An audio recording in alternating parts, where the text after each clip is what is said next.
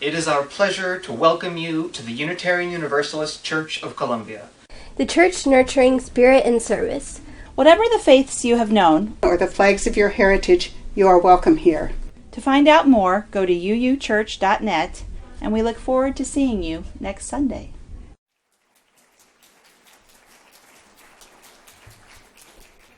Good morning.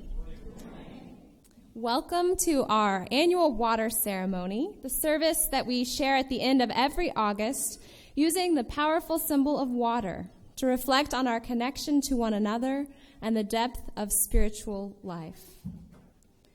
Each year we mingle waters that we have brought from oceans, lakes, streams, and kitchen sinks, from places far and near, symbolizing our gathering in for another year of learning to love. We are mostly water ourselves, so the gathering of water represents the ingathering of our spirits for another year of deep connection, radical welcome, and the effort to love and heal our world. Like the water of all life, we are indeed all connected, waves on the same ocean, unique expressions of the same source of love and light. So come, whoever you are, and gather in. Come as ocean spray, come as rainwater, come as tears of sorrow or of joy. Come and be gathered in. Come, whoever you are, wanderer, worshiper, lover of leaving, it doesn't matter. Ours is not a caravan of despair. Come, even if you have broken your vows 1,000 times. Come, yet again, come. Those are the exact words of the poet Rumi that we've adapted for our song. And so it is that we have come. We have come hopeful and fearful. We have come broken and whole. We have come through drought and flood, ocean and stream. Through punishing storms and healing rains, we have come. We have come as we do every year, every month, every week, to rededicate ourselves to the calling of love in our lives and in our world. We have come even though we have broken our vows 1,000 times, our vows to others or ourselves, or our vows to life itself. We have come because we are a people of promise, a people of covenant, and every moment is another chance to renew our vows. And so it is this morning that we light our chalice flame, a symbol of the promise of love, the promise we keep with our lives. Our beloved member, the late Naoma Powell, for years wrote poems each August for this community's water communion ceremony, which we have been holding together for many years. This year we will hear a trio of short poems by Naoma, delivered by Jeff Ordway, Tim Grove, and Sydney Morgan.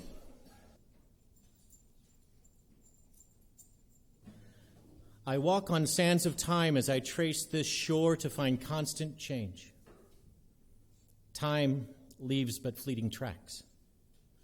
Waves, ceaseless for 1 trillion years, come in again to carve new patterns in the sand. The next erases time. Again, a wave imprints anew.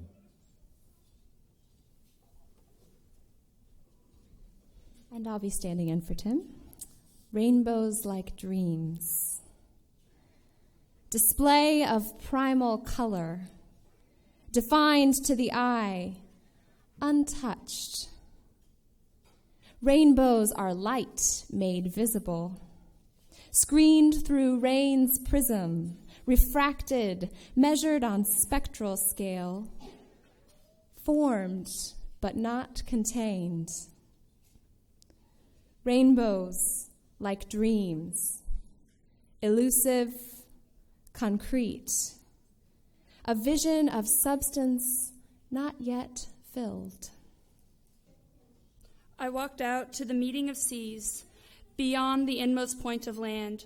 Where waters meet, I felt their force, their strength, rushing from many directions toward a single goal, each one, all one in a greater sea. At my feet the waters carved a hollow in the sand of depth I could not see. As I scanned these meeting waters, I wondered if thought and meeting thought carves out a depth to hold a greater sea. Perhaps you've heard the story of Noah and the flood from Hebrew scripture or the Bible. Some scholars now think the story was created as a way to explain a huge flood that probably actually happened around 7,500 years ago in the Middle East, at the meeting place of the Tigris and the Euphrates River. Like every story, the story of Noah and the flood contains wisdom, ideas, and truth about us and the world. This telling was written by UU ministers Michelle Richards and Lynn Unger. When the time comes in the story for it to rain, watch or listen to Reverend Molly to help give some sound effects. So she is my helper today. Please listen to her. All right, the story goes something like this. Did you ever make such a mess of your homework that you just got crazy mad and frustrated and wanted to crumple the whole thing up and throw it away? Long, long, long ago, that's how God was feeling, looking around at the world. You pour your heart and soul into making this wonderful world full of people and animals and plants, and if you think it's easy, try getting the stripes on a zebra just right. All that effort, and for what, a year or two or 1,500 go by, and the whole thing is a mess. People, what was I thinking? They're rotten to the core. They lie, they cheat, they murder, they steal. There's not a decent one in the bunch. Dang it all. I should just start over. Obliterate the whole mess and start from scratch. Yep, I think that's what I'll do. So God took a look around to make sure that there were not, in fact, any decent people to be destroyed. And it turned out that God found one guy, one good, kind family, the family of a man named Noah. And so God went to Noah and said, this world is just plain no good, and I'm planning on getting rid of all of the people, except you and your family. So this is what you have to do. Build a really big boat, big enough not only for you and your family, but also a pair of animal of every kind there is. I'll give you time, but you better get on it. Because I'm going to rain this whole place out, and everyone who's in on the boat is going to drown. I imagine Noah had a hard time believing his ears. But he gathered up his family and told them what he'd heard. They no doubt had a hard time believing Noah, but they trusted him. And so some of his family set about building the boat, called an ark, while others went and gathered up the animals. Of course, everybody else thought Noah was just plain nuts for building this ginormous boat and filling it with animals. But Noah and his family just kept right on working. And eventually, the rain came. Softly at first, then heavier, and heavier. Soon it was coming down in sheets. It rained and rained like no rain you ever saw. It was as if the sky was full of millions of fire hydrants all opened at once, and the water got higher and higher and covered the land and the giant boat full of animals, and Noah's family gently rose with the water for days and days and nights. The rain went on, and finally it stopped. Oh, good job. The people ran to the windows of the ark and were astonished to see blue sky and blue water and nothing else. Just water and sky everywhere the eye could see. There was nowhere to go and nothing to do. So they waited and waited. Finally, Noah sent a raven to fly around and look for land, but it came back tired, for there was nowhere to rest. Noah waited a week. Then he sent a dove to fly around and look for land, but it came back tired as well. So he brought the dove back in, waited another week, and sent it out again. This time, the dove came back with a twig from an olive branch. It had found land. Eventually, the water backed up enough for Noah to see the ark had come to rest on top of a mountain, and there was land all around them. Maybe not dry land, wet and mushy land, but land all the same. Finally, the people and the animals were able to leave the crowded, smelly ark and touch the earth. They were all overcome with gladness, and Noah made an altar to thank God for bringing them to safety. "Welcome home," said God. "I will make a deal with you, a promise, a covenant. My covenant is with all the beings of the earth, not just the people. You go forth and populate the earth and fill it again with your kind, and I promise never to flood the earth again. And as a sign of this covenant with you, I will put a rainbow in the clouds. And every time you see the rainbow, it will remind you of our covenant to create and preserve life." This seemed a fitting year to reflect on the story of a flood during our annual water ceremony. It was a summer full of flooding in the South and the Midwest. And we are in the midst, right, today of the 10th anniversary of Hurricane Katrina, whose pounding rains and rising waters combined with infrastructure neglect and governmental hubris to flood the city of New Orleans. And NASA even recently announced that we are locked into a global sea level rise of 3 feet now due to climate change. So we do well to pause and recall with humility and awe the power of water. And I think we do well also as people of faith in what is certainly an overwhelming time to remember the rainbow at the end of the story and the arc that bends when human hands pull it down together. I recently imagined another way to tell a mythological story of a massive flood. Once upon a time, there was a woman. Let's say her name was Patricia. Say Pat Robertson. And she believed the world was cursed. She said this world is made only of cruelty and mistrust and waste. There is nothing to do but start over. And as she said these words, she looked into the sky and she saw the great clouds begin to gather. And she said, "Surely this is a sign from God." She smiled as small droplets began to fall on her upturned face, and she watched anxiously for the water to begin lapping at people's toes. And even as people shook the water from their shoes and hung their socks over the radiator to dry, they continued to mess up and to hurt each other and to have broken hearts. And as the water rose to people's knees, they began to fight over higher ground. The woman shook her head and began to search for a boat. But then, as the flood waters rose up to their waists, something happened. The people began to look into each other's faces. And they saw their own alarm and vulnerability reflected back, and they began to recognize every face they encountered as connected to themselves. And they tried to comfort each other. Kind words rose into the air like steam floating off a hot bath. The woman looked skeptically on. But as the water crept up to their chests, compassion and cooperation became the unspoken rule. Parents and non-parents alike took the children up on their shoulders and kept them safe. They carried the weak and the ill to the very highest peaks of land. And as the waters became more agitated and began to beat against them like waves in the ocean, every single one of them grabbed the next one and held on tight so that none were swept away. They were people of every creed, class, religion, race, and kind, and they grasped each other and held tight.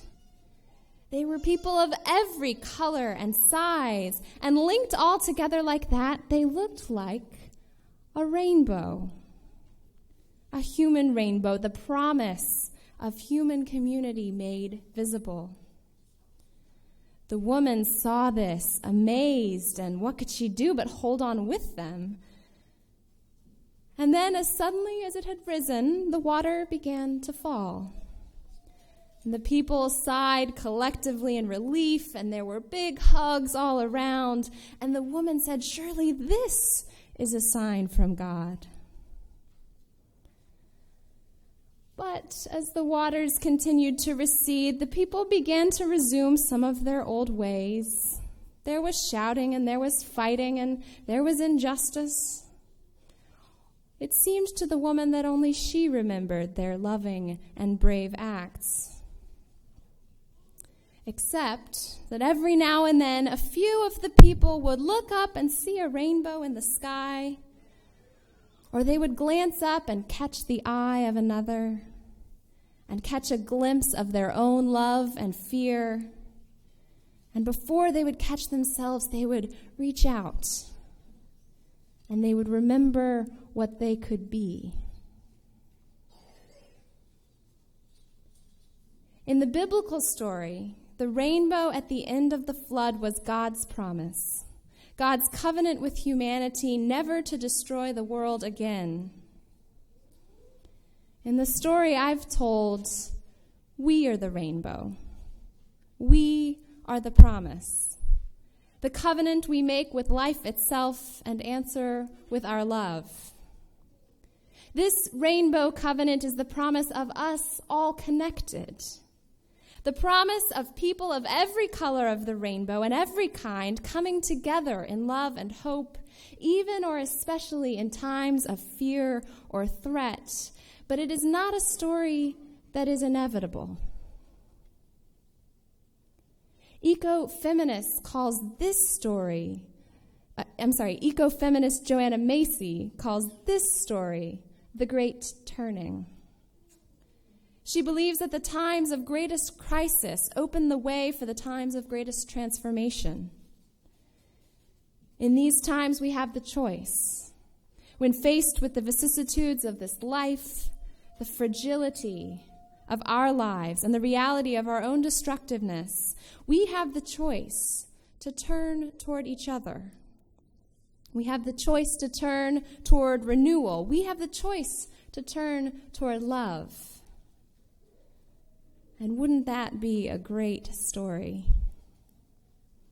It's a story that's been told again and again. The Israelites called it the Promised Land. Jesus called it the Kingdom of Heaven. Martin Luther King Jr. called it the Beloved Community. It is the promise of the rainbow, the promise of all of us connected and whole, but it is not a promise we are guaranteed. It is our choice, the promise we keep with our lives. And that is why we return here, week after week and year after year, not to save a flooding world, but to join our hands with each other and to make our hearts strong for the work of love and repair. The Talmud writers have said, "Do not be daunted by the enormity of the world's grief. Do justly now. Love mercy now. Walk humbly now. You are not obligated to complete the work, but neither are you free to abandon it." We return here every week and every year to love mercy, to walk humbly, to do justly. We return here because we forget sometimes to see each other's faces and hear each other's voices as our own. And we need to remember what we can be. Do you remember? We return to... That one remembers, I can tell. We return to be reminded of our covenants, to recommit ourselves to whatever promise is at the center of our lives. What is your promise? We come as wanderers, worshipers, lovers of leaving. We come yet again, though we have broken our vows with life, or with others, or though we feel life truly has broken her vow with us, still we come. We are gathered in to rededicate ourselves to the ethic of love, to rededicate ourselves to the wholeness that awaits within us. We gather our beautiful, diverse spirits every year in our ingathering ceremony so that we may nurture each one to its full and shining brightness, so that we might be the rainbow, be the promise, be the love. So we are gathered, and we will continue to be gathered to grow and to connect. And we will gather as well to sing.